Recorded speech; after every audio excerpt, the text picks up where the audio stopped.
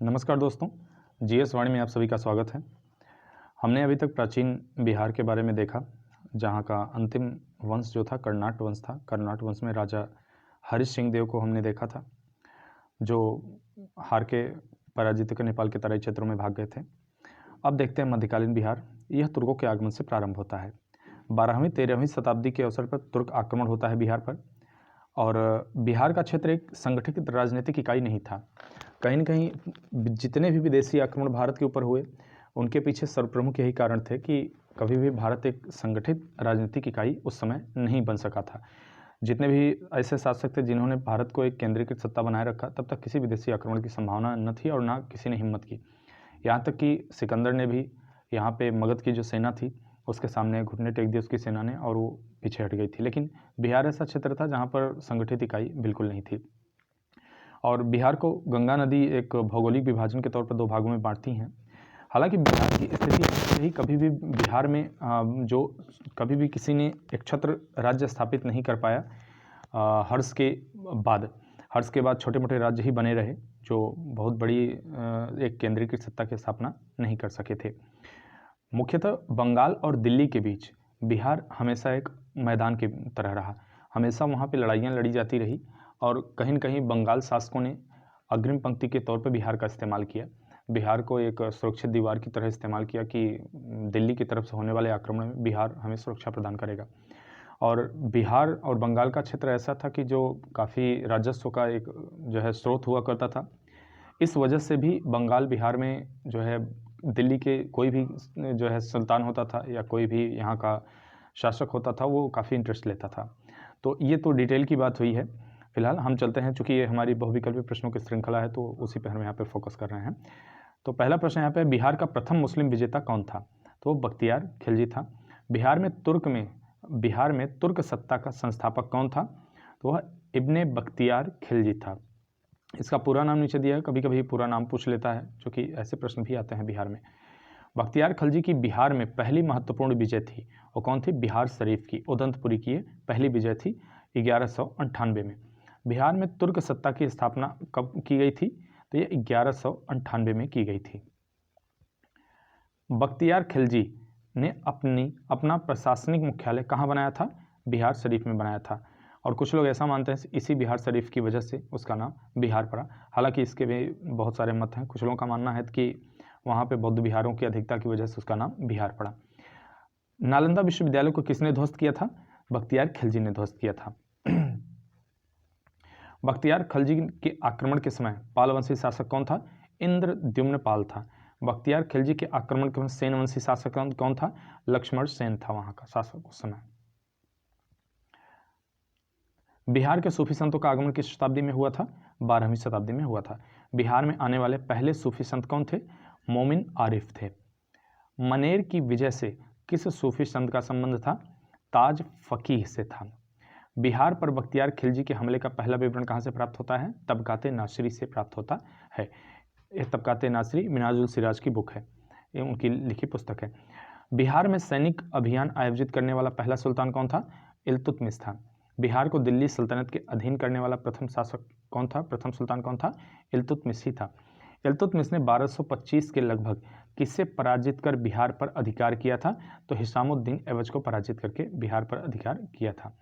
निम्न में कौन सल्तनत काल में बिहार का प्रांतपति नहीं रहा था? तो कौन रहा था? मुबारिज खां। किस काल में बिहार पर दिल्ली सल्तनत के सुल्तानों का निर्णायक वर्चस्व स्थापित हो सका था?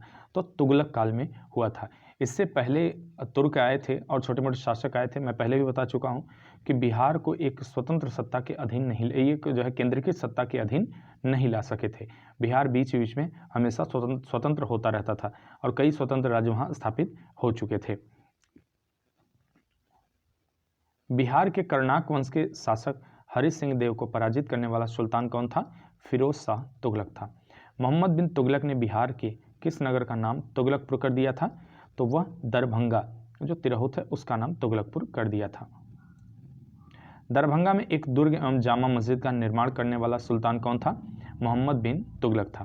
तुगलक काल में बिहार की राजधानी कौन थी? बिहार शरीफ थी, जो आधुनिक नालंदा जिले में स्थित है। बिहार राज्य का नाम बिहार किसने दिया था? तो यह नाम तुर्कों का दिया हुआ है। कि बौद्ध बिहारों की संख्या अधिक थी, अतः इसे बिहारों का प्रदेश कहा गया, तो बिहार कह दिया गया। बिहार राज्य का नाम बिहार किस काल में पड़ा था? तुगलक काल में पड़ा था। मलिक इब्राहिम या मलिक बयां बिहार का प्रशासक किस काल में था? तो यह तुगलक काल में था। बिहार के तुगलक काल के सर्वाधिक महत्वपूर्ण प्रशासक मलिक इब्राहिम या मलिक बयां का मकबरा कहाँ स्थित है? बिहार शरीफ में ही स्थित है। बिहार के प्रसिद्ध संत शेख अहमद चिरमपोश से भेंट किस सुल्तान ने किया था? फिरोज शाह तुगलक ने किया था। फिरोज तुगलक का फारसी अभिलेख कहाँ से मिलता है? बिहार शरीफ से मिलता है। उत्तर बिहार के कर्नाटक शासकों का अंत किस सुल्तान के द्वारा हुआ था? तो यह गयासुद्दीन तुगलक के द्वारा हुआ था। 14वीं सदी में तिरहुत में फिरोज ने किस वंश का शासन आरंभ करवाया था? तो वह वैनवार वंश का आरंभ करवाया था। तिरहुत के किस वैनवार वंश के शासक के छत्र छाया में प्रसिद्ध कवि विद्यापति ने अपने काव्य की रचना की थी? तो कौन थे? शिव सिंह थे। शिव सिंह थे। यहाँ आप कमेंट करके बता सकते हैं कि विद्यापति की उन 2 रचनाओं को जो काफ़ी प्रसिद्ध हैं कौन कौन सी हैं। इससे पहले वाले एक वीडियो में बता भी चुका हूँ और ये आपको होमवर्क भी दिया गया था। बिहार में प्रारंभिक तुर्क गतिविधियों के संदर्भ में महत्वपूर्ण जानकारी के स्रोत कौन से हैं? तबकाते नासिरी। तबकाते नासिरी किसकी पुस्तक है? आप कमेंट बॉक्स में बता सकते हैं, वही मैंने बताया था पीछे। इब्राहिम लोदी के काल में बिहार के किस सूबेदार ने सुल्तान के विरुद्ध विद्रोह किया था? किसने किया था? दरिया खान नुहानी ने किया था।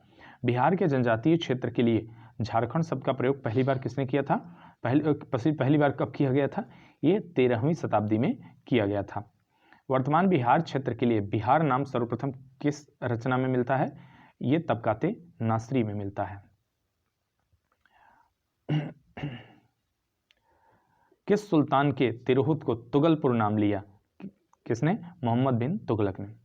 किस सुल्तान ने तिरहुत तुगलपुर से अपने सिक्के जारी किए? किसने किए? मोहम्मद बिन तुगलक ने ही, क्योंकि बाद में खुदाई में तुगलक कालीन सिक्के भी वहां से प्राप्त होते हैं। किस सुल्तान ने राजगीर स्थित जैन मंदिरों को अनुदान दिए थे? फिरोज शाह तुगलक ने दिया था। तुगलक काल में बिहार के प्रांतपति पद पर आसीन रहे, कौन आसीन था इस पे? मलिक बयां भी आसीन रहा और मजदूर मुल्क भी आसीन रहा। दिल्ली के किस सुल्तान ने बिहार में सैनिक अभियान कर मुंगेर तक अपना राज्य विस्तृत किया था? सिकंदर लोदी ने किया था। बख्तियार खलजी का बिहार में प्रथम पड़ाव कहाँ तक था? मनेर तक था। बिहार शरीफ स्थित मलिक बयां के मकबरे की विशेषता है, क्या है वो? सलामी दीवारें और लंबूतरा गुंबद दोनों। मनेर स्थित बड़ी दरगाह में किसका मजार स्थित है? ये मखदुम याहिया का है। अब आगे देखते हैं चेरो वंश और उज्जैनिया वंश का शासन। तो पूर्व मध्यकाल में सोन नदी की घाटी के क्षेत्र में किस जनजातीय राज्य का उत्थान हुआ था? तो एक खरवार का हुआ था। पाल सत्ता के पतन काल में मध्य बिहार में किस जनजाति ने अपना राज्य गठित किया? किसने किया था? भार ने। 12वीं शताब्दी में पश्चिम बिहार, चंपारण, मुजफ्फरपुर में कौन राज्य संगठित हुआ? चेरो का राज्य संगठित हुआ। चेरो राज्य का संघर्ष किन मुस्लिम राजवंशों के साथ हुआ? तो ये जो है तुगलक के साथ हुआ था, सूरवंश के साथ हुआ था और मुगल वंश के साथ हुआ था। दलपत शाही का संबंध किस राज्य से था? उज्जैनिया राज्य से था। चेरो शासकों को शाहाबाद क्षेत्र से विस्थापित किया था, किसने किया था? उज्जैनियों ने। शेर शाह ने मुगलों के विरुद्ध संघर्ष में किससे सहायता प्राप्त की थी? चेरो शासकों से सहायता प्राप्त की थी। बिहार पर राज करने वाला जनजातीय राजवंश कौन सा था? चेरो राजवंश था। किस चेरो राजा ने जगदीपुर के मेले की शुरुआत की थी? किसने किया था? वो फूलचंद ने किया था। चेरो जनजाति की शक्ति का वास्तविक पतन किसके द्वारा हुआ था? तो ये उज्जैनियों के द्वारा हुआ था। भोजपुर में उज्जैनिया वंश का संस्थापक कौन था? उज्जैनिया वंश का संस्थापक संतन सिंह था। भोजपुर के उज्जैनी शासकों की राजधानी रही थी, ढाबा भी रही थी, बेहटा भी रहा है और बक्सर भी रहा है। भोजपुर के उज्जैन शासक निम्न में से कौन नहीं थे? बाघमल नहीं थे, संग्राम देव भी थे, राजा राम सिंह शाही भी थे, राजा नारायणमल भी थे। चांद एवं मुंड जो चंडेश्वरी एवं मुंडेश्वरी नामक मंदिरों से जुड़े हैं, संबंधित हैं, किस संबंधित? शाहाबाद के चेर से संबंधित हैं। शाहाबाद के चेर से संबंधित हैं। तो ये हमारा मध्यकालीन बिहार का प्रारंभ था, जहां हम लोगों ने देखा कि तुर्क और जो है तुगलक कैसे वहाँ पे शासन किए और कौन कौन से शासक थे, उससे कुछ महत्वपूर्ण तथ्य थे जो बिहार के लिए बहुत ही इंपॉर्टेंट होने वाले हैं आने वाले एग्जाम में।